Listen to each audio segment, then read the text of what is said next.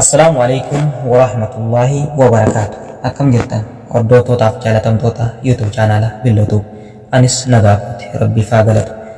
Egaa maarree daawwattoota keenya YouTube channel kana subscribe, like, share godhuun ergaawwan nuti guyyaa guyyaan asii isiniif gadhiifnu akka isin bira ga'uuf subscribe akka gootan kabajaan isin gaafanna. Egaa dhaamsi gaggabaabaan nuti isiniif dabarsinu akka nama hedduu bira ga'uuf like godhuu hin dagatinaa.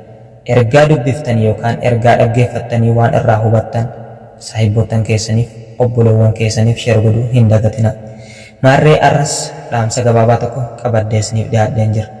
Egaa dhaamsa kana isiniif dhiyeessuu kiyya duratti YouTube channel Billootuu subscribe godhuu hin dagatinaa.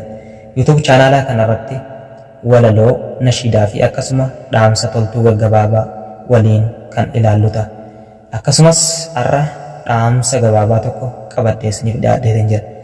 Dhaamsa kana na wajjin dhaggeeffachaa hanga xumuras qophii kiyyatti akka na faana turtan kabajaan isin affeera.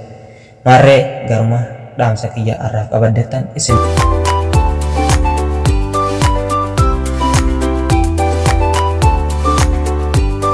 Irra caalaan zikriidhaa halkan Jum'aa fi guyyaa Jum'aa salawaata buusuudha jedhan Nabi Muhammad sallallahu alaihi wasallam. Namni salawaata takka irratti buuse Rabbiin rahmata kudhan isa irratti buusa, cubbuu kudhan isarraa haqa, sadarkaa kudhan isaaf ol kaasa jedhan. Akkuma aduun guyyaa kamisaa dhiiteen ergamaa Rabbii irratti sallallahu alaihi wasallam salawaata buusuu heddummeessuun barbaachisaadha. Ergamaan Rabbii sallallahu alaihi wasallam halkan Jum'aa fi guyyaa Jum'aa salawaata irratti buusuu heddummeessaa, salawaatni keessan narra fidamtii jedhan. Rabbiin jalla huwaalaa akkana jedhan: yaa ayyuhalladhiina aamanuu إذا نودي للصلاة من يوم الجمعة فسعوا إلى ذكر الله وذروا البيع ذلكم خير لكم إن كنتم تعلمون. يا ورنت أمنتني هو ويا جمعة يرو صلاة في يوم سيقدمه غير ربي اتيادتن يوكان اتكالتن ديما بالتافي غرغرتاس إيسا وسوان بيتن تئه كن إسنف وان الرجالا دا جدن. سورة كان كيست تقفى جنما يرو دان kara masjidaa deemuun jaalatamaadha. Lammaffaa qaama keenya dhiqachuun sunnaadha. Sadaffaa qeensa keenya sirreeffachuun sunnaadha. Afuraffaa namni hunduu uffata qulqulluu ta'e uffachuun, keessattuu uffata adii uffachuun jaalatamaadha. Shanaffaa siwaakiidhaan ilkaan keenya rigachuun yookaan siwaakii fayyadamuun sunnaa jaalatamaadha.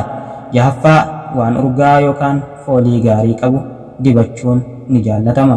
Fakkeenyaaf shittoo dhiiraaf qofa kan hayyamame.